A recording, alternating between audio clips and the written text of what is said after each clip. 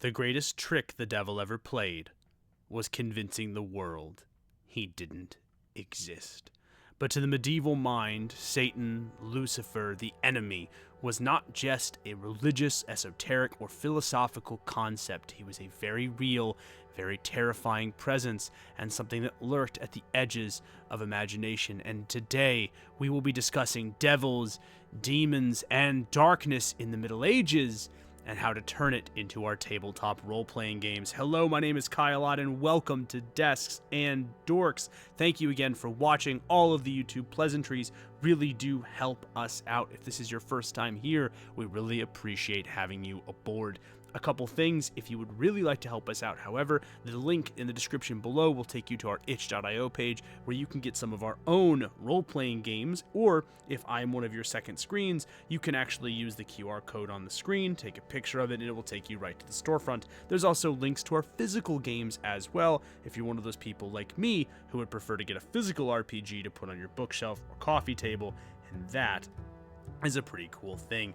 So, today, my dear friends, we are going to be discussing a bunch of different stuff, but before we get into those things, I do have a couple caveats. I was trained as a medievalist. I was not a career that I actually wound up pursuing, but I have a medieval history degree. However, I was a Eurocentric medievalist, and when we are talking about the devil, demons, evil spirits, things of that nature, I will be discussing them in a historical context. However, because I was Eurocentric, I will be missing out on large swaths of the medieval world. Those time periods, those areas are worth engaging with. They are important. However, in the issue of good scholarship, I feel like I should bring up that there's a reason I am not going to address them. I don't have the training in it, I think, to address those points with the respect and nuance that they deserve. And again, in the issue of good scholarship, you should know why before we go into that. We will be covering the differences between how religions view the devil and demons differently, including some very common misconceptions, how those forces would have been interacted with in the medieval world, and finally, how to add them into your games as concepts. I want to add one more thing right now, and that is, we were going to talk a little bit about safety tools when we come up into the concept of demons and devils. A lot of the activities that are going to happen in those things are going to potentially challenge your players in ways that they may or may not expect. I think it's really important that we should have safety tools, so even while you fiddle, while your medieval Rome burns, your players do feel safe. This is also one more time where I'm going to issue a caveat. We will be discussing a bunch of stuff involving organized religion today, and I understand that some members of my audience might actually believe that these concepts, the devil, demons, what have you, are real religious things. However, I will be treating them as if they are historical concepts and not necessarily real forces within the world. As a little disclaimer, I was discerning a career in the priesthood at one point, so I have a little bit of training in these things. It's something that I still believe in very passionately, but we are going to treat this as scholars, not necessarily as religious believers. So if you are one of those people, again, please know that that is my perspective. That's what we're going to be coming in with it. I mean no disrespect to you or your faith journey, wherever that faith journey may take you. With that out of the way, let's talk a little bit about Satan. And what better way to start those misconceptions than with one of the biggest that I see in modern pop culture and in games. You see, the devil, demons, darkness, these were an everyday part of medieval life, but not in the way that you think. You see, in popular Western culture and media, books, television shows, video games, what have you, the medieval person, the medieval peasant kind of gets short shrift. They're depicted as pressed down upon, stupid, unintelligent, beaten by their lords, and having really little nuance, free time, or free thinking. And that, honestly, is something that I try to rail against in all of these videos. Our understanding of these people is colored by a Renaissance-era bias that tried to cast them as stupid to glorify their own achievements, as well as a fundamental understanding or misunderstanding of concepts of knowledge, learning, and familial communities. So when I talk about the role that darkness, particularly Satan, demons, and those evil creatures play in medieval peasant life. It's important for us to realize that this will vary greatly from person to person. Yes, a medieval priest might treat these as very real things to confront, very real evils to battle against and to protect their community from. Your average medieval peasant might not even really give them that kind of authority or power. It's entirely plausible and possible. I've read a couple firsthand accounts of peasants or just the medieval layperson treating Satan and his demons kind of in the same way that we would treat black cats or walking under a ladder. In many cases, these were not necessarily pressing, soul-crushing evil. They were things to be avoided, certainly, but they were things to be avoided in the same way that you avoid, I don't know, stepping on a crack to break your mother's back. This is especially true in places like the Holy Roman Empire, where a witchcraft-based treasure hunting tradition was actually pretty widespread. So widespread, in fact, that it wound up sort of setting a precedent for several hundred years and being largely ignored by both secular and religious magistrates when it was confronted in courts. This is a really interesting thing because, again, it was so widespread and spread across so many different social strata that it seems to be a widely systemic cultural thing, and that's really, really intriguing. We've also talked about this before in our Desks and Dorks video on folk magic, but even religious figures within the Catholic Church, which is the largest dominating both organizing force in medieval Europe, as well as, of course, its largest, most dominant religious one. But we have evidence of Catholic priests and monks using things called book curses, which were essentially magic incantations to ward off thieves of expensive manuscripts and books. All of this points to a nuanced and perhaps balanced understanding of how the medieval person would treat dark forces in general. Their relationship with them is going to vary from peasant to peasant and from person to person.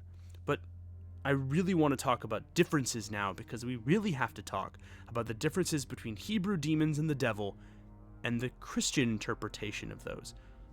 You see, there's a reason I have to bring this concept up, because the devil and demons in general are not strictly a Christian creation, nor are they a Christian identity entirely and of themselves. You see, the idea of both the devil and demons in general is based on Hebrew and Aramaic teachings and has its roots in earlier Aramaic traditions that even predate the Jewish faith, which is really, really intriguing and interesting. However, it's important for us to understand that the Hebrew understanding of demons and devils is very different, and that would go on to color some of the medieval thinking in this time period. You see, while the medieval Christian considered Satan and the devil to be an entity, an angel opposed to God in all of his myriad forms, the idea of that doesn't exactly get the same mention in the Hebrew texts. There is mention of a devil-like figure and of demons of individual power. However, it's interesting at least for me as a scholar and as somebody who likes to run nefarious and infernal forces in my games,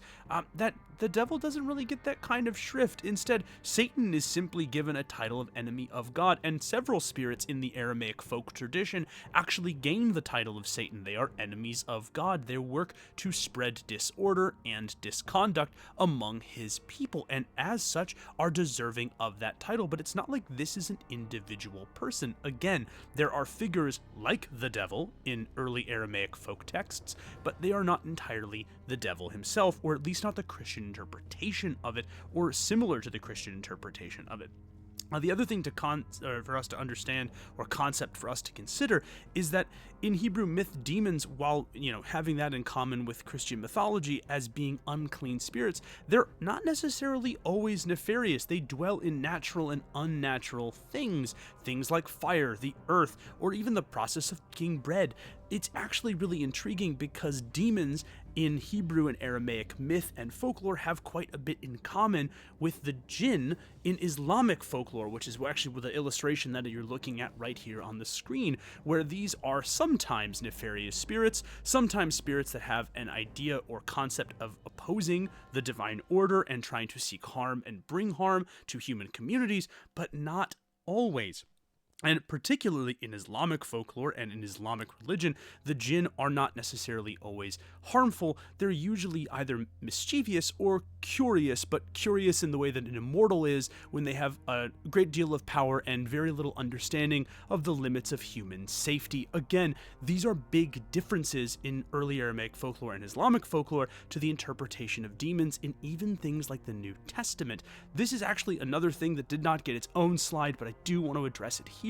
It's important for us as scholars to understand that the Bible is not a document that was written all at once. It is a document that is written in pieces. It is translated over and over from various different languages. Even certain editions like the one that St. Jerome wrote, translating the Bible from Latin into Greek, the Septuagint, by the way, is what we would call that, takes some liberties, takes some concepts that would have been applied in the earlier tradition, changes and warps them. Again, while the Bible is a religious document, it's important for us to understand that human scribes and human writers played a hand in its creation and its passage from one part of time to the next. And as a result, their values, their cultural norms, and the understanding of the world that they had actually goes on to color some of those stories, and things do get changed. Biblical scholarship and biblical revisionism is an entire school of history in and of itself, and it's important for us to consider the roots of demons and devils as we continue on down our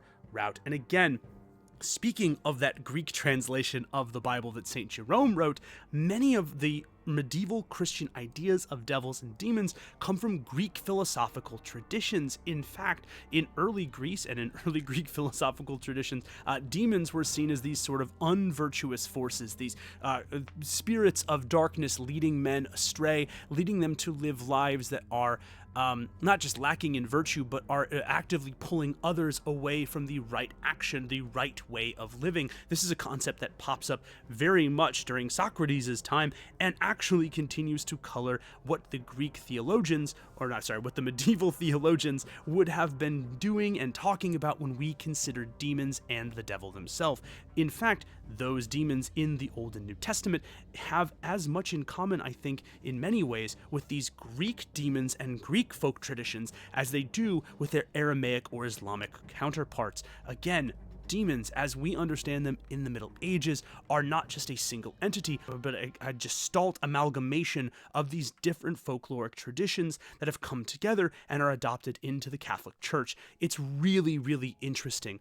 Now, speaking of gestalt traditions and things that are adopted into the Catholic Church, we need to talk about how the devil is approached, because the devil isn't just a spiritual entity. Sometimes it is a folkloric character made to take on the characteristics of a real historical antagonist to the people writing these holy scripts. And one of the biggest ones is Nebuchadnezzar, who is a Babylonian king who is responsible for the diaspora of the Jewish people. In fact, in many of those books, including the book of Isaiah, which is where Nebuchadnezzar gets this particular shrift, the devil is actually described in similar physical form, and some of the deeds that the devil performs are actually more trumped up biblical versions of the things that Nebuchadnezzar would have done during his reign. And it makes sense, right? This is a people, a tradition that has been spread out across the world, forced from their homeland, slaughtered like animals by an evil enemy. So it makes sense in their key core religious text that they take an individual of great evil, a Satan, an enemy of God, and they give this individual the characteristics of one of their real life antagonists in the form of the Babylonian king that scattered their people, destroyed their temple, and forced them into decades of slavery. It is very interesting to me as a scholar, again, both of the Bible and of the Middle Ages in general, that these kind of physical characteristics, this kind of character assassination, for lack of a better term, although, hey, if somebody crushed my entire life and destroyed my family and scattered me to the four winds and, forced my sons and daughters into chains for 1,000 years, yeah, I'd probably make him the bad guy in my religious text too. But this type of character assassination is interesting to me because the depiction of this Babylonian king goes on to color and to inform depictions of the devil into the early Middle Ages, and I think that's a really fascinating concept. And I bring up Nebuchadnezzar because it is a natural transition to talk about another important misconception for both scholars and for tabletop role-playing game fans, and that is that despite their religious context, demons, devils, forces of darkness are often historically reflections of secular concerns. I want you to cast your historical imagination back to the Black Death, the plague that consumed most of Europe and eliminated a large swath of the populace. In many ways, this was considered the wrath of God. This depiction of the devil, one that is prancing through a street full of naked, dying, and again, these people are not looking very good and just gnawing into them. This depiction of Satan actually comes from the 50 to 100 year span immediately following the Black Death. And in fact, art from this time that depicts the devil and demons in general seems to follow this sort of corpse-eating or a person eviscerating school of thought. Again, I want you to draw special attention to the skeleton in the lower left-hand corner, the symbol of death itself. These were cataclysmic times, and as a result, these times would go on to shape the imagination, both in the literary text and in the art that was produced,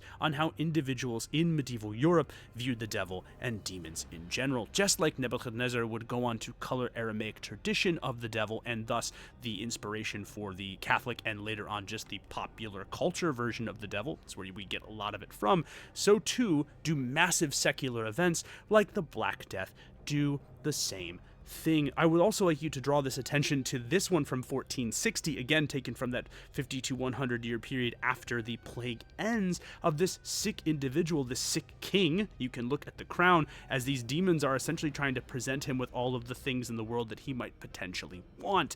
Again, this is really, really compelling stuff. You have the saints in the top left-hand corner looking down at this sickly man as they are essentially paraded around by these demons, offering him all manner of earthly delights. And look at this guy. He looks absolutely worse for the wear. There is a chance in the story that this painting, this drawing depicts, that this man will take the demons up on their offer, and as a result, lose his soul in the process. Again, this type of art comes from that period of incredible sickness, massive political, social, and military upheaval, and those types of events will go on to color the imagination when it comes to Satan and his minions.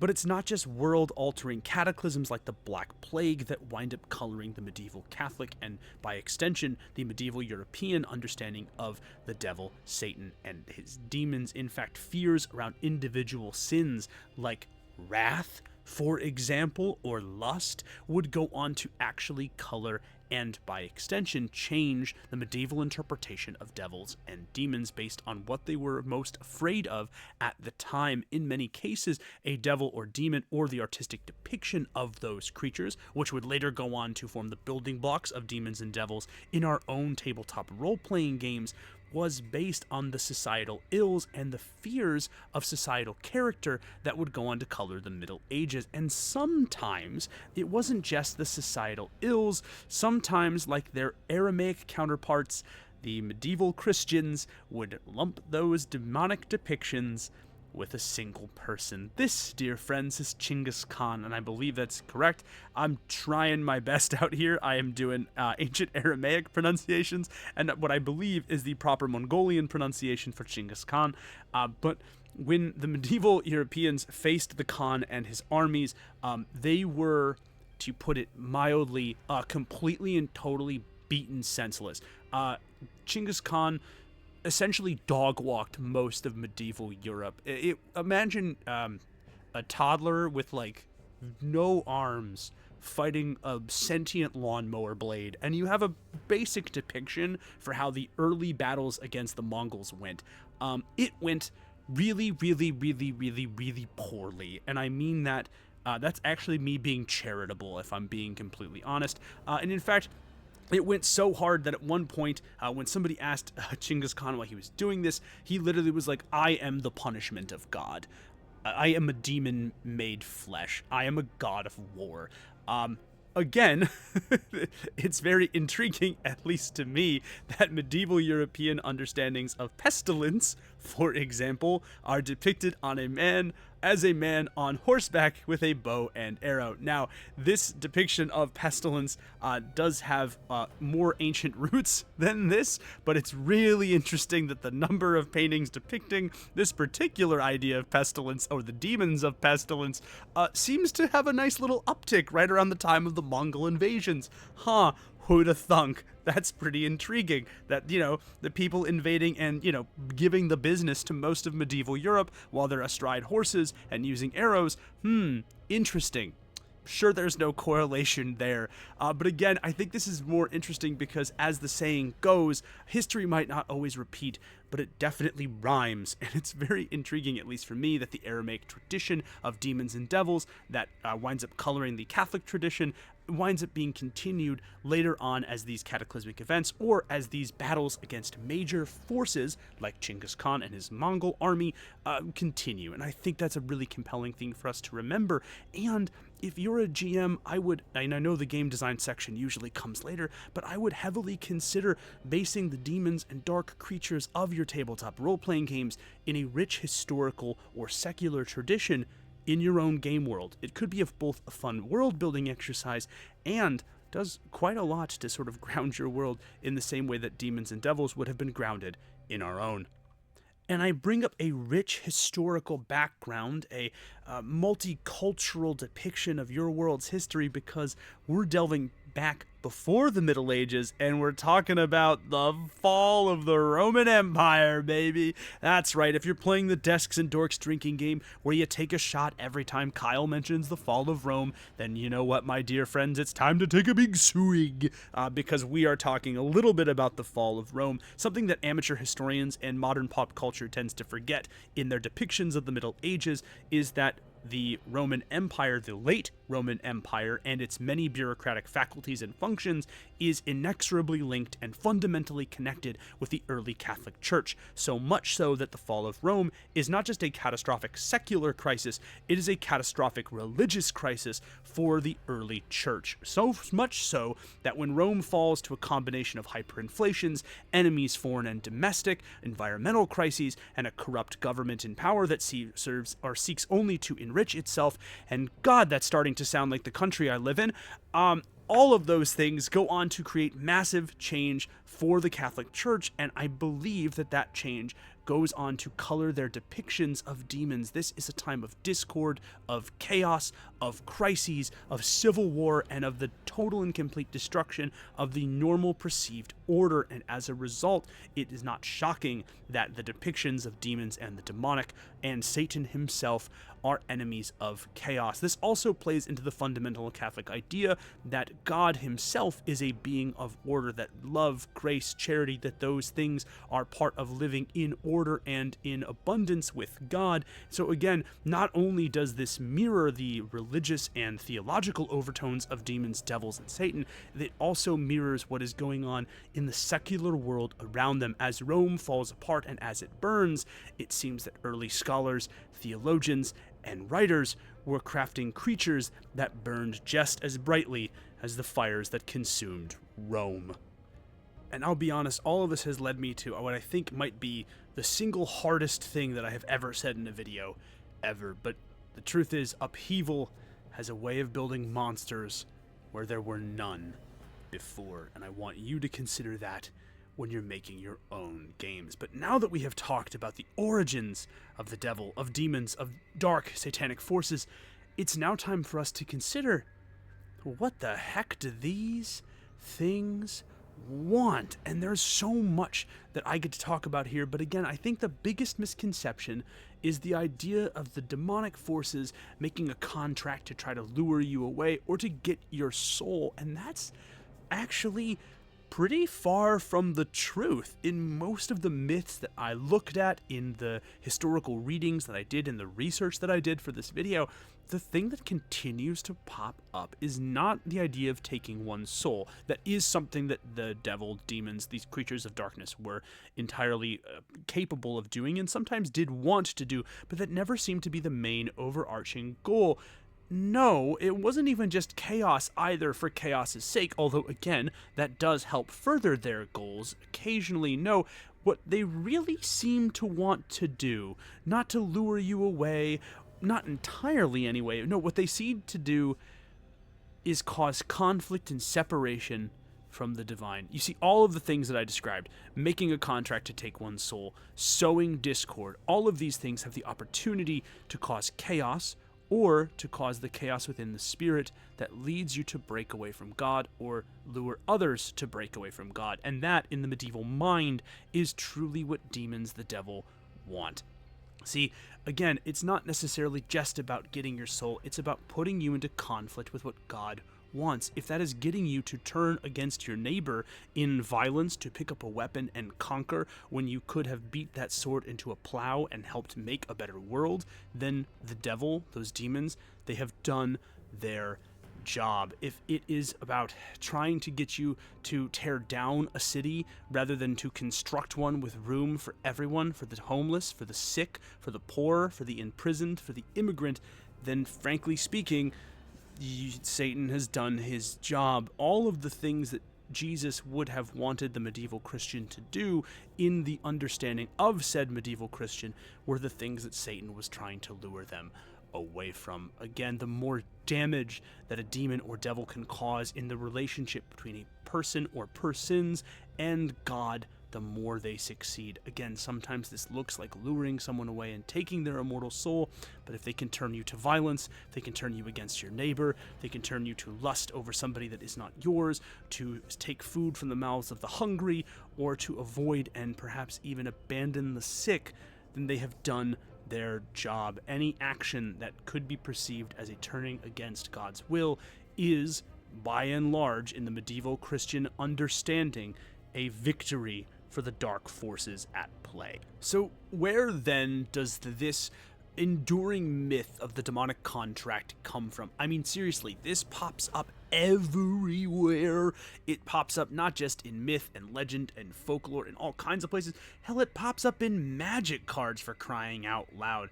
It pops up in popular art or video games, and so I did an additional deep dive for this video on where the idea of the demonic contract actually stems from, and I've come up with a couple different conclusions and a couple different ideas for how it has spread. I think that all of these are part and parcel for it. I'm going to save the last one, which I think is the most important reason, for the end. So the first one is that, truthfully, it's just good storytelling. I think one of the things that we as humans love is pathos, is tragedy, is the idea that the very things that make us special, the very things that make us unique and powerful, that make us shine beyond measure, are oftentimes the things that can lead us to our own ruin, or as our good buddy Shakespeare said, hoist on their own petard. It's one of the things that I think makes for truly compelling stories, and it's truly one of the best ways to enjoy this myth. A person who thinks they are somehow strong, smart, wise, or powerful enough to avoid paying the demonic contract on their own soul is inevitably and invariably ensnared and taken back to hell. It's one of the things that makes those stories so compelling and so interesting, and again, so filled with personal tragedy, because in many cases, the character's demise is not something that was foisted upon them, it's something that they chose for themselves at the end of a pen or a quill or a written agreement. All of these things continue to make such a personal tragedy, the rejection of those that love us, and ultimately the rejection of God in the medieval Christian's viewpoint, to make those stories compelling. It really truly is just good storytelling, and it continues to pop up now. I mentioned magic, but Tom Kench, who is a popular League of Legends character, is literally just the concept of the demonic bargain taken and put into a game that involves, I don't know, Tyler 1 smacking the living crap out of his keyboard and people in Korea being impossibly good. Shout out to Faker, you're my goat.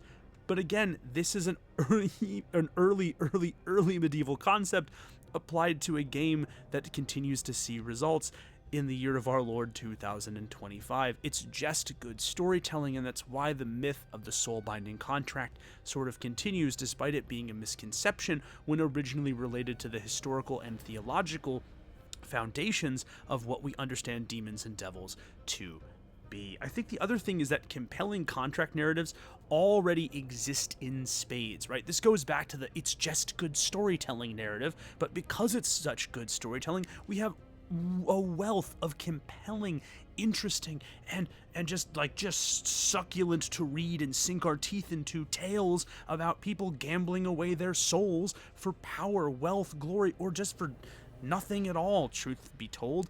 We, of course, have Moliere's Don Juan, a play I had the privilege to actually be in. I got to play Don Juan when I was in college, which was crazy. I was on 73 of those 75 pages, and I learned every single solitary word. It was an insane task, one that I actually look back on pretty fondly. But again, Don Juan, the charming diplomat, the debutante, the debonair seducer of women, decides to gamble away his soul, sign it off to the devil himself, and thinks that he's never going to pay the consequence. This narrative of the playboy living a doomed life is a continually compelling one. Or how about, I don't know, Faustus? One of the most compelling plays and novelizations of all time. A Faustian bargain, if you've ever heard that term, comes from this tale, the tale of an incredibly brilliant man who decides that life holds absolutely no meaning, and rather than seek that meaning within himself, within others, or within the divine, looks for it in the demonic and just decides to get whatever the heck he wants. The Faustus narrative is one of the most compelling and enduring things because not only was it influential in its time, but a Faustian bargain not only is just that a term that we use sometimes, but it's crept its way into a bunch of different modern media. I've already mentioned Tom Kench, but again, that's a Faustian character, something to consider. And of course, it even has like a wonderful stage adaptation, by the way. For those of you who are fans of the one season of Legend of Tomorrow that was good, that's the main character from one of the main characters of Legend of Tomorrow, which I do think is pretty cool and pretty interesting. So again, this is something that's still getting new adaptations and is breathing new life into the medium even today. Heck, if you want to go really deep with it, The Devil Went Down to Georgia is a demonic contract story. Johnny, the fiddler, Johnny, the guy who risened up his bow and played that fiddle hard, is a guy who, in a verbal contract, agrees to sign his soul over to Satan if he loses a fiddle battle. And it's one of the greatest songs in human history. All of these narratives work and compound the idea that the contract myth is how demons and the devil himself manage to get their work across, and I think it's kind of interesting and compelling. Hey, what's up, everybody? It's me, it's Kyle. It's the guy that edits these videos. You know, when we're about to talk about something really serious, I feel like I owe it to you to have a face-to-face chat, or at least as close to a face-to-face chat as this YouTube medium will allow. So, in order for us to continue our discussion on demons, the devil, and the contract myth in particular, we have to talk about anti-Semitism in the Middle Ages. Now, anytime that we talk about something that is a hot-button topic in the modern era, and this shouldn't be a hot-button topic, I think we can all agree, hey, maybe let's not hate on people for being an individual of a specific religion or ethnicity or skin color. There are always going to be some people in the comments that are like, hey, we can't judge the people of the past based on the things that they did. And I understand kind of where that's coming from. I think for some folks that is a well-intentioned argument meant to elevate the study of history to a more objective place. But I think for the vast majority of people who use that argument, it is a shield to stop us from thinking critically about the way that our ancestors acted and how those actions would play a part in creating systems of power and governance that are still in use today. I don't want this to come off as rendering judgment, because it's already happened, right? Even if I was to judge the medieval European, what do they care? They're all dead at this point, and I am some dude with a camera at this point. I don't think any of them could even fathom the concept of YouTube, let alone that this would allow me to make money with which I can supply myself with goods. Although, who knows, maybe they had jesters. Maybe they would be like, oh, this guy's kind of like a jester. So who knows? But regardless, I need to talk about this because these concepts, these topics, they're horrific. They are horrific, not just by now, and if you're one of those people that's like, don't judge the people of the past, the people in the past have already rendered judgment onto their peers. Understandings of these events, the pogroms that forced Jews from their homeland, the systemic eradication of medieval Jews, particularly during the Black Plague, are well-documented things, and unless you were one of the people that was helping those events happen, the rest of the world tended to view that pretty barbarically. Outside of medieval Europe, these events are widely considered horrific. The Muslim world and Muslim scholars had quite a few choice things to say. A few people actually outside of that sort of sphere of medieval influence often mocked and derided medieval Christians for the hypocrisy that they said of sort of preaching mercy, justice, and love, and then turning around and eliminating a section of the populace that was different than them. So even some Christians had some very choice words to say about how their fellow Christians treated the Jews. One of the most harrowing accounts that I read was a first-hand account of a crusader during the siege of Acre, and one of the things that he said was, or one of the accounts that he gave was a scathing rebuke of the violence inflicted upon Jewish families during the taking of that city by Christian forces. Again, if you're worried about rendering judgment, others in that time period, contemporaries in that time period, have already done so. And it's important for us to address one more thing, because I know there's going to be some people going, well, why aren't these more widespread, right? Well, why don't we talk about things like racism in the Deep South? Why weren't more Southern voices speaking out? Or why weren't more people speaking out, during a certain Austrian painter's takeover of Germany, for example? It's because in systems of governance and power that threaten everybody, it's hard to speak out for fear of reprisal. That is as true in the modern era as it was in the Middle Ages. And so that's one of the reasons why. But if you're worried about this sort of judgment, or if it's already happened, and if you are sensitive to these issues, the timestamps are below. Please feel free to use them. But again, I feel the need to address this up front right now.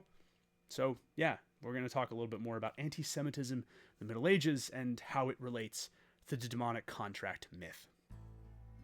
And now I reveal my trap card. You see the images that I included at the beginning of this video with prominent noses on those devils and demons, again, are riffing essentially on Jewish stereotypes. The idea of the big-nosed Jew is not just a modern stereotype that pops up in things like Family Guy and South Park. It's something that actually would have popped up in medieval folk art. It is an artifact of those sort of anti-Semitic things. But not only does this sort of lead into the appearance of these devils, we have to, again, lean in and talk about the contract myth. You see, if you were a wealthy Christian, you didn't deal with Jewish bankers. This is a common misconception. If you were a wealthy Christian or a Christian in power, you dealt with wealthy Christian bankers, because as we've established, history doesn't always repeat itself, but it does rhyme, and much like in the modern era where you have wealth, power, and status, you don't have to play by the rules. Wealthy Christians did not have to play by the rules. The Catholic Church frowned heavily upon lending money with interest, the sin of usury, and as a result, or usury, I think I'm pronouncing that incorrectly, but as we have established, the Catholic Church, big governing body, big important cultural body, frowned upon the sin of lending money with interest. However, if you were a wealthy Christian, you could skirt that, because what were they going to do? You were usually their largest benefactor, and you dealt with wealthy Christian banking families. Families that you are most likely familiar with. Families like the Medicis, for example, in Florence. You know, the Medicis who not only, in addition to running a mercantile and banking empire that 1000% used interest in their businesses, were so Catholic they included multiple cardinals and popes in their ranks. Again, the rules didn't apply to you. If you were a wealthy Christian, you would deal with wealthy Christian banking institutions. But the reason the myth of the Jewish banker and its connection to the contract myth of the devil is so widespread is because if you were a common folk, the only way you could engage in banking, get loans, do this kind of stuff is if you went through Jewish institutions. Remember, you are not one of the 1%. If you were in medieval Europe, generally speaking, you would, if you were lucky, be a relatively well-to-do craftsman or merchant, or maybe a lower or lesser landowner, and as a result, you would have to go through Jewish institutions, which catered to the working man and the medieval middle class, if you'll pardon that little historical to modern allusion. You see, those were the only ways that you could get access to things like loans to continue to build, or to have an actual bank account where you could accrue interest. Remember, this is a sin according to the Catholic Church. No one else could actually lend you money with interest, and if you were an ambitious craftsman or an ambitious merchant looking to expand your enterprises, you would have to go through these Jewish institutions. Again, this is where the contract myth comes from. It is an idea that we are entering into a contract in the myth for the soul with a devil, and in reality with a Jewish merchant or banker for money, is connected. So again, one of the things that I want to talk about here is the threat to these Jewish institutions, right? We've already established that the anti-Semitic way of living and way of thinking is pretty well entrenched in medieval Europe, and so as a result, let's say that you owe a vast amount to your Jewish creditor. This happens a couple times in medieval history. You can just go wipe them out. And we have this happen a couple times in Italy. There's a few firsthand and anecdotal accounts of this occurring, but if you have a Jewish creditor and you know that you can get away with literal murder, why not wipe them out? Take back the money that they had. You no longer owe the money, you're no longer in debt, and then you can later on vilify them, or at least entrench some of their appearances and ideals into your myths about devils and demonic folklore. Just as a medieval person enters into the contract with banking, so too does the characters of myth and folklore engage in a contract for their soul. There's a reason I had to establish this first in the connection to anti-Semitism, because in my research, this continues to pop up over and over and over and over again. This idea of the contract being a strictly Jewish thing, and then of course the contract later sneaking in to myths of the devil and the demon. It is an unfortunate truth that this is sort of baked in to the creation and the modern pop cultural interpretation of the devil and demons, even in our own fantasy games. However, I do want to land with something. I don't think it's anti-Semitic for us to include a contract demon in your work. I think after several hundred years, I think this has sort of evolved past its origins. However, I do think it's irresponsible for us to continue to engage in that type of thinking if we don't necessarily know where it comes from, and we don't make some efforts to sort of not just acknowledge, but maybe move it away from some of those harmful anti-Semitic stereotypes. Again, I don't think it's a problem if you include contract demons in your games. I have them in my games, and I have them in some of my games that are coming up. But again, I do think it is important for us to acknowledge that these stereotypes exist, that this is the origin of that particular part of the myth, and for us to try to move forward with removing some of the more harmful aspects of those stereotypes from the demons and the devils that we use for our role-playing games. I think that's essential, not just in terms of being a good storyteller and being a good GM, but I think just in terms of being a good person. And as an added bit of benefit, I wanted to include that this idea of these sort of contracts pops up in two very prominent pieces of media that have existed after the Middle Ages and continue to be really important now. The idea and importance of the contract and its role, particularly with a Jewish villain, is a key point of Shakespeare's The Merchant of Venice, and the treatment of Jews in Sir Walter Scott's Ivanhoe, if you've ever read that book or watched the movie, it's one of my favorite books of all time, is actually really accurate. Now, I'm well aware, by the way, that both Walter Scott and Shakespeare are not contemporaries of the Middle Ages, but these works actually borrow heavily from those medieval traditions and from those cultural norms that would have preceded both of those works. And if you're interested, or if you're like, wow, I didn't realize it was that widespread. It is, but again, these are two great examples of how the treatment of Jewish people and the contract myth in general goes on to inform our understanding of devils and demons. Again, there wasn't really a great point for me to put this in the video, so I wanted to put it here, but in case you were looking at two interpretations or two pieces of media that do a lot to sort of showcase what I'm talking about, it would be those two. But now, my dear friends, we get to move on to devils and demons in our games, and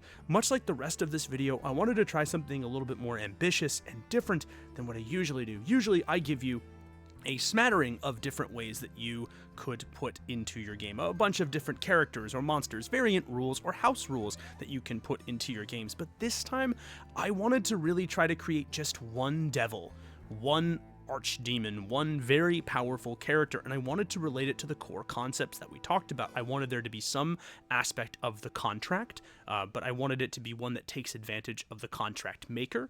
I wanted it to borrow from historical context in the fictional world that we are creating. And last but certainly not least, I wanted it to focus not on the soul, but on sowing division and continuing to sow division, which are more accurate to what our understanding of a historically influenced demon or devil would look like. And so allow me to introduce you, everybody, to the voice in blood. This is a character that appears to other individuals as they are about to die, and it really does its best to attempt to be like a fever dream, a shall we say, a voice in that last foggy moments before someone is thrust into oblivion, and all it does is it asks the person who is on the brink of death if they want to live. The players will first encounter the voice in blood during a journey to a semi-abandoned temple where they'll encounter a desperate cult. Now, the players think the cult is attempting to resurrect evil. They're not. They're there to destroy the temple. The temple is not just a random location, but you want to tie this into the lore of the world, and in the world that I'm envisioning, this is a temple to a long bygone pagan deity, and that truthfully is what the voice in blood is. It is a demonic entity, yes, but it is also a pagan deity of blood, death, and the cycles of rebirth. Again, I wanted to tie this into the history of our world as the players fight through these cultists who believe that they are battling against other evil individuals who want to serve the voice in blood and stop them from destroying the temple and thus ending the voice in blood entirely. One of the players is going to fall into a near-death state, and if they take the voice in blood up on their opportunity, they're going to be revived immediately. The only evidence that the voice in blood was there, a small face-shaped blood stain on the dirt, something that would be very easily missed. And as time goes on, the influence of the voice in blood starts to creep in small but sinister ways. It wants to sow discord, and it wants the player to become an agent of chaos. So at first, the player starts doing small things to sow discord, cheating at games, lying about how much they make, or lying about loot to their fellow party members.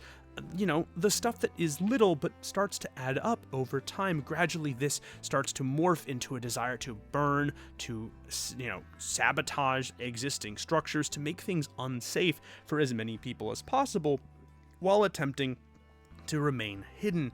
And then it culminates in a berserker-like rage where the person who attacks winds up trying to end as many people around them as they possibly can.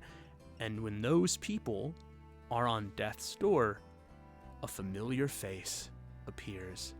And from the blood of the attacker and the blood of the victim comes another instance of the voice in blood. You see, this isn't just a regular demon. It's not just a pagan deity. It's a demonic hive mind, expanding and slowly sowing discord and chaos across an entire kingdom or empire. From verbal contract to verbal contract, from solitary desperate soul to solitary desperate soul. And that, my friends, brings us to the end of our deep dive on demons, devils, and the medieval perspective on them. I hope sincerely that you have enjoyed this. There are two quick things I want to mention. One, I have included a couple sources. This is not an exhaustive list of the sources that I used. I envision this as being kind of just like a light primer reader. If you have the time to take a look at some of those things, I would highly encourage you to read Demons in the Middle Ages by Juanita Ferros Ruiz. I thought this was a particularly helpful thing. Images and some tertiary sources were also found thanks to the British Royal Library and the Jewish Virtual Library, two things that I thought were really particularly helpful on this quest. And Jews and Devils, Anti-Semitic Stereotypes of the Late Medieval and Renaissance England by Frank Fellenstein was also a great read and particularly helpful for me. Now you might be saying, Kyle, why don't you include all of your sources in the video? And that's because, truthfully, I don't think you're all going to get a chance to read them. I understand this is a really busy thing, and if my YouTube analytics are anything to go on, chances are this video will be like an hour and a half to 2 hours long, and the vast majority of you will watch 15 minutes of it. So if you can't get to the end of my hour and a half video, I don't necessarily think that you're going to be able to read all of these sources. Now, that's not a bad thing, by the way. I'm not saying that to shame anybody. Like, I get it. Life is busy. I'm busy all of the time, and I wanted to kind of be respectful of that time and include the sources that I thought were at least, maybe not, if not the most important ones, and I think these two were the most important, at least in my help, or in helping to make this video, but ones that I thought would maybe add some perspective to your understanding and get you the most bang for your buck in terms of time. That's why I'm doing it this way. I hope that makes sense. Lastly, if you would really like to help us out, not only do all of the YouTube pleasantries really go a long way, but purchasing our games is the single best way to help us. I have editors and artists that I like paying,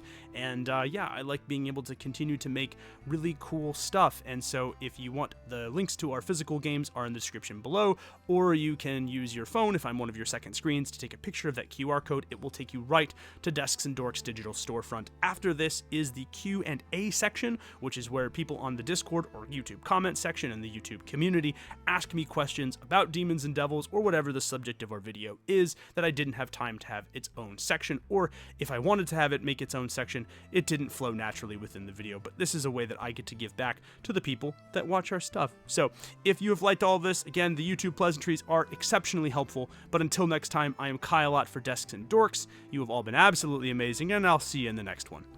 Peace. Hello, Dad Bod. We did it. It's time for the Q&A section. What's up, everybody? How we doing? I hope you guys enjoyed this one. I feel like I really cooked. It's probably my favorite piece of content that I've made in a while. I loved this. This was really good. It might be the best thing I've made. I feel like I say that like every couple videos, but like genuinely might actually be the best thing I've made. So I am pretty stoked. Let's go through your questions. Let's see what y'all cooked up. I'm really excited. Again, if you want to be somebody who does this, you can go and you can join the Discord. The Discord is free. They don't want you to know that. You can just go to the park and take all the Discords that you'd like. All right, so moving on. Let's have a conversation a little bit about some of the demon and devil questions that all of you had. So let's go ahead, go into the Discord page. Clap, clap. All right. So, Loxodon Prince, you see demonology as more of a concept of bestiaries in games, but reading through information on actual demons, each demon has a personality, agendas, and goals to some degree. In addition to superstitions, one how to deal with or rebuke them, I know you often bring up context or combat as a puzzle. Do you see these more in-depth concepts on the specifics of a demon rather than broad strokes as something that adds or detracts from combat and games in general? What a freaking great question, dude. Thank you, Loxodon Prince, for that one. Yeah, it depends on the demon. Now, this is something that I was going to talk about in the video, but it just didn't feel like it fit right. I felt like, we were already getting close to that hour and a half mark. Usually, like, when I get to about 2 hours of footage, I'm like, it's time to put the footage away and time to start, like, getting things edited and set up and put into the thing. So it was going to be its own section. It is not. One of the things that pops up, at least in the Christian and Catholic interpretations of demons, is that certain demons act a certain way. Like, lesser demons all seem to work the same, like possessing somebody and then acting in a certain way. And then greater demons, the ones that have names, generally tend to act a very different way. So I think, like, if we're referring to like a named demon, I think it's going to act like a player who is like really, really, really good at what they do, as opposed to like the lesser demons, which might act like cannon fodder, right? The difference is, I think, like Beelzebub and Mephistopheles, who both get mentions in myth, act really differently than Legion, which is the demon that Christ encounters in the New Testament. So if I'm going to do anything, I actually think the hierarchy of demons and devils in D&D, I can't believe I'm praising D&D twice in like 2 weeks. It feels like I'm being held hostage or something. But I think the interpretation of D&D, where like different hierarchies of demons act differently in combat and have different abilities in combat, does make a lot of sense and would fit thematically and historically. The one thing I will say, though, is the more powerful the demon, the more likely they probably would be to go through subordinates and really just start to wreck people. So, yeah, in general. Alien Dragon XLII asked, what purpose do demons serve in a polytheistic setting where not all gods are necessarily good? What distinguishes demons from other malicious supernatural entities to you? So this is a great question in 2 parts, Alien.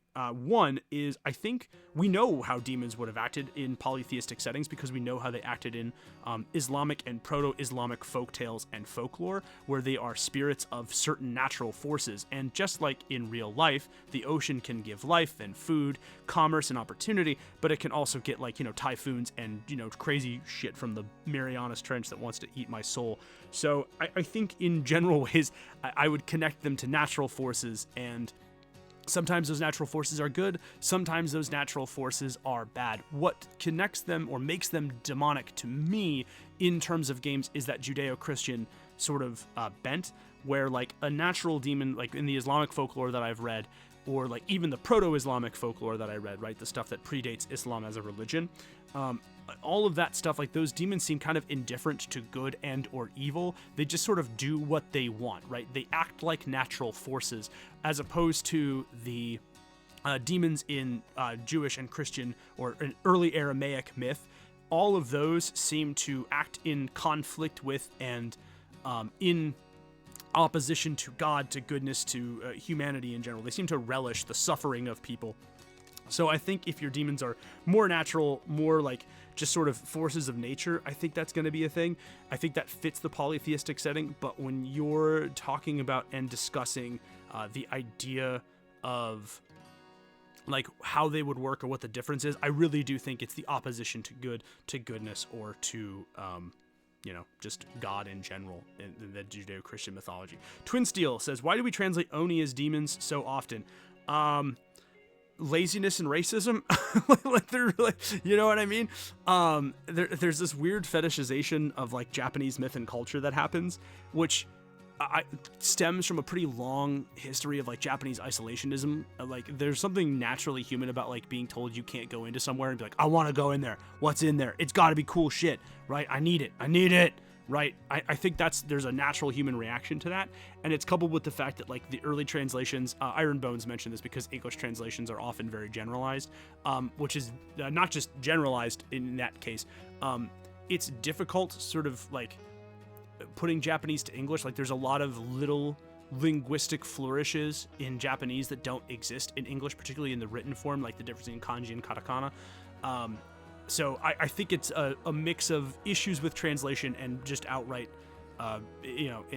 implicit and internalized racism on the part of people actually doing it. Kavadi, who is the best fictional demon or devil, and why is it the robot devil from Futurama? That's based. I was going to say that's not my favorite interpretation, but that's absolutely based.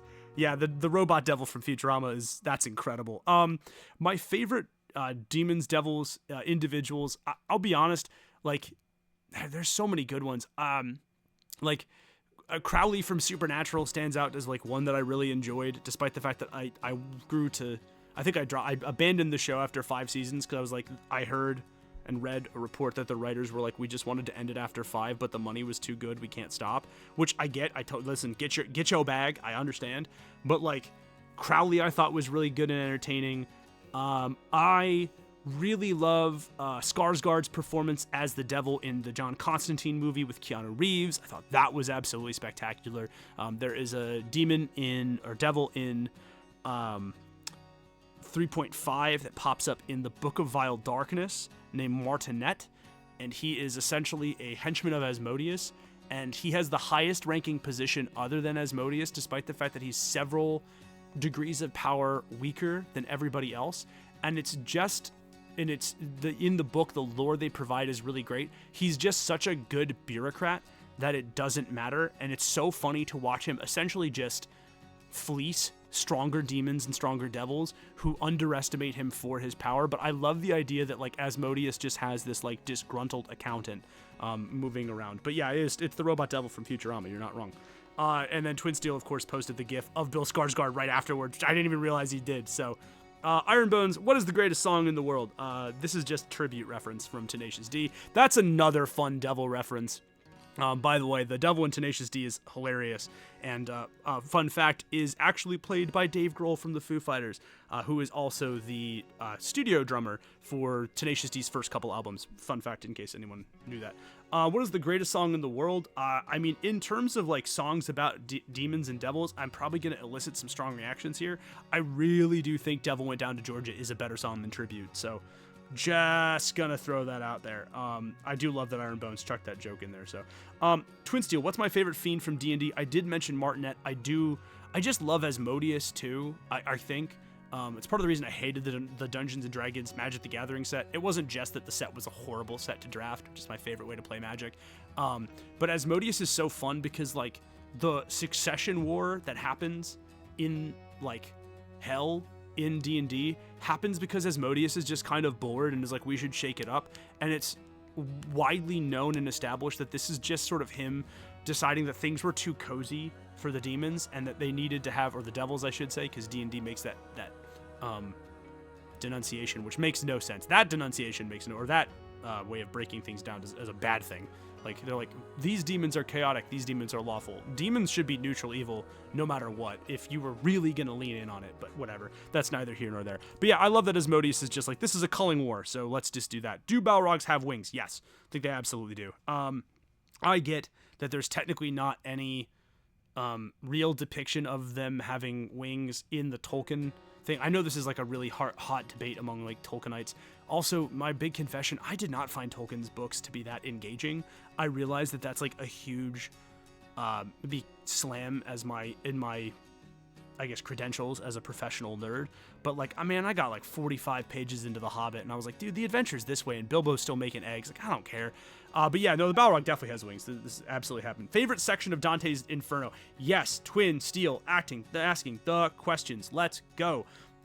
So in Dante's Inferno, it's the 9th layer of hell for betrayal, because if you've never read Dante's Divine Inferno, I guess spoilers for Dante's Inferno, but the layer of betrayal, it's like the worst crime that you can have, because it's like it literally is turning against love, which makes sense, right? Like, that is a totally Christian Catholic thing to think.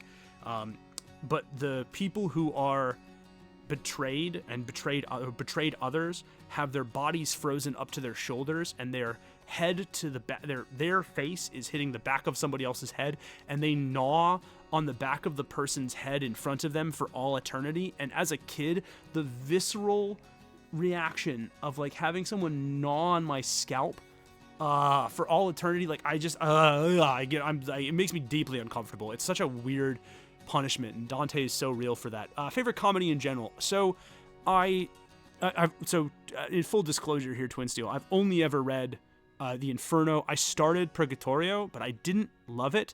I was told by someone that I should do Inferno first, skip Purgatorio, go to Paradiso, and then read Purgatorio.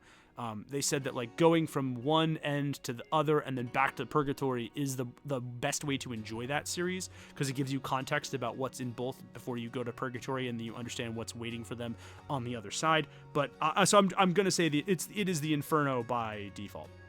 So yeah, Kavadi, demon and devil adjacent, but which popes would you put in hell if you were writing Catholic fanfiction? More of them than I am comfortable admitting as a practicing Catholic. There's a lot of not great popes that show up in history. I mean, the big answer, right, would be like Innocent III or like Rodrigo Borgia, who's like Alexander VI. I forget what his official number is. They were both pretty god-awful people, just in general, it seems like. But yeah. So Masked Bandit said, I was going in the direction of which pope is the closest to being an actual devil. Which I think I did answer. I did answer it. It was Rodrigo Borgia. Twin Steel just put all of them, and he's not entirely wrong. Why? And that's not true. I like Pope Francis. In terms of like how critically bad some of the Catholic leadership has been, Pope Francis has not been terrible, which I appreciate. I think it's hard sometimes it's hard to be like organized, or just organized religion in general is just such a bane on existence sometimes. Why is it in the public consciousness? This is a question from Ignacio. Why is it in the public consciousness that demons and devils are almost always depicted as dark colors? Is it just the psychology of dark place equals spooky / illuminated place equals not spooky, or does it go further? I think it's a mix of things. I think it is that, Ignacio, right? I think that's part of it. For as much as we like to pretend that human beings are overly complex things, sometimes we have like he who monkey brain, dark place bad, and so I think that's part of it. But I also think, like, if you look at the early depictions of, again, like Proto-Islamic and early Aramaic demons and devils, those generally tend to have that color because they're associated with fire, like especially with like the jinn and like Proto-Islamic spirits, which go on to also kind of color the Judeo-Christian understanding of demons. Those are sort of established with fire, and so their skin is kind of the color of like burning coals or smoldering coal, which is kind of why it's in that black section. So I think that's it too. Luxon Prince also said that he thinks it might just be an inversion of their divine fall from grace, which is true, I think, to an extent, but I do think it's more of a mix of things, much like everything with, human beings. All right. Luxon Prince, ask a couple more questions.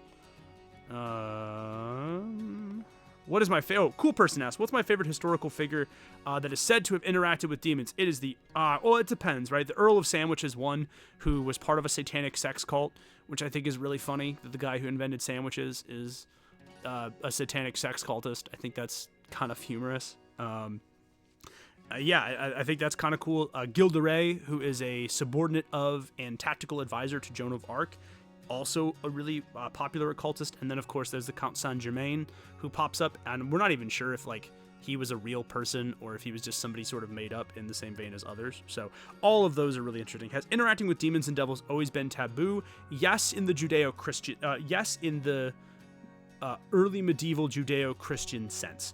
Yes, that has always been taboo, right? These are forces that act in opposition to God. Now, in the early Aramaic and Proto-Islamic sense, probably not, right? Like, I mean, the jinn, especially in Islamic culture and myth, do not seem to be forces of evil or, like, you know, things to be expressly avoided, right? I mean, the myth of Aladdin exists for a reason. So, yeah, I think that's all kind of important stuff. Luke Birchtree, how do you differentiate demons and devils visually for your players? I tend to have the differences in terms of theme, lawful versus chaos, and our ability to reflect that in their personalities and motivations. But I struggle to visually distinguish a demon from a devil and vice versa to describing them to my players. So that's a really interesting question, and I'm going to tell you how I solve it and how I think I would solve it if I were you. Because you and I think, have different approaches. So demons and devils almost never make their way into my campaigns, regardless of what system I am employing, because I think they should pop up very rarely. These are really powerful entities, and as a result, if you have encountered one devil in one of my campaigns, you are in really bad shape, or like you're about to be in really bad shape because like you've made decisions or something has sort of found you and is trying to make use of you in that way. And if you encounter more than that, you have probably made some massive mistakes. So for me, I've never had the issue of differentiating between the two, because I usually just include one. In terms of their differentiation of lawful chaos, I mentioned this before, but again, I don't really particularly like the idea of like demons or devils being lawful or chaotic. I think they are in service to evil for evil's sake. They will do it through bureaucratic means if they must, or they will do it just through chaos if they must. But making them one or the other, I think if you were going to differentiate between the two, I think what you do is you make demons more willing to interact with the common folk, right? The hedge witch, the desperate occultist, the put upon revolutionary who draws the summoning circle out of desperation. I like the idea of demons being like the evil car salesman of hell, where they'll make a deal with anybody, and devils particularly being the ones that seek to corrupt the rich and the powerful. That's how I would do it, I think, because I really think that's a more interesting way of appreciating that and enjoying it. Yeah, especially just because I like those ideas. And then Cool Person asks, what resources do you use the most in terms of your research? I think it changes. I've found that like I have to kind of look up new stuff constantly, because I am like bringing on things that like I used to know, or like stuff that I used to read. And so like this video, for example, I really wanted to like delve into some stuff. And then obviously I kept figuring out more and more about the anti-Semitic origins of like the contract demon myth. And that caused me to sort of fall down a rabbit hole of me having to look at sources that I hadn't really otherwise read before. So to be honest, there's no one source that works. There's no one size fits all that works. It usually just changes based on the topic or need at hand. And yeah, I think that's the big thing for me at the very least. The thing that I have to I have to deal with. And then in the questionnaire about the posts, let me look at what we got. It's odd. I had one of them pulled up on YouTube, and then they disappeared. Small technical difficulties. I guess while I'm looking for these, I can tell you all that I really like demons in terms of, like, as characters. I think it's kind of cool. Oh, there we go. Last question. This one comes from Julio DeCulio 5580. I like that name. That's pretty fun. Did people really worship demons, or is that just Hollywood? Yes, people really did. No, it's not as widespread as not as widespread, nor is it as one size fits all as Hollywood often depicts, but yeah, it was a real thing. Why is this my favorite piece of content? I think this piece in general really stretched my research capabilities. And one of the things that, so I try my best, I shouldn't say I read all of the comments, but I try my best to read as many of the comments as I can. And one of the ones that constantly pops up is, I skip your intros, which, like, okay, cool.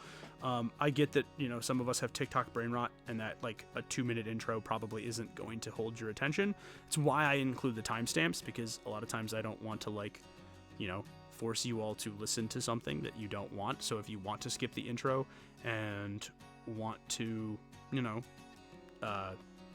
move on to the parts of the video that you think are useful or beneficial to you, that's why I include them. But I think from a narration standpoint, this is probably my crispest, my cleanest. I had less images, less stills in this video than usual, and it's around the same length. And I think that everything I said wasn't fluff. I think a lot of this just sort of felt like it felt lean, it felt low to the ground. It felt like I was trying to get away from like I don't know, I was trying to remove any extraneous stuff that I could in the narration of the video, minus this piece of content here, because this is just me talking to you guys. But yeah, I think that's like one of the things that makes me really proud, and I hope that it translates into views. I'm not going to sit here and be like, I don't care if my videos do well. Hell yeah, I care if my videos do well. Shit, I worked my ass off. I want people to like this. And then last question from Julio DeCoolio. Have you heard of Gil de Rais? Yes, and how he tried to make the Philosopher's Stone by sacrificing children in order to get out of debt. Yeah, all of that, yes. And it's unclear if it was totally to get out of debt or if he was just a child murderer, which is a weird, or small individual unaliver is probably the way that I should have said that to. Oh God, I hope I don't get shadow banned by the algorithm for this. But yeah, I have heard of it. It is one of the most deeply disturbing chapters in French military history, particularly that he was so deeply connected to Joan of Arc, which is very odd. And so who knows what kind of work he did, maybe potentially preying upon her potentially vulnerable mind, right? So yeah, I've heard of Gil de Rais. One of the most fascinating things ever, and something that you should all potentially take a look at. I think that's going to be pretty cool. So, in any case, folks, thank you all so much for listening. Thank you for watching. Thank you for taking part in this. If you, again, want to take part in the Q&A questions, you can, of course, join the Discord. It is the low price of free $59 if you would like to do that. So, in any case, guys, thank you all so much for watching, and I will see you in the next one. Oh, I'm Kyle for Destined Dorks. Then I'll see you in the next one. Peace.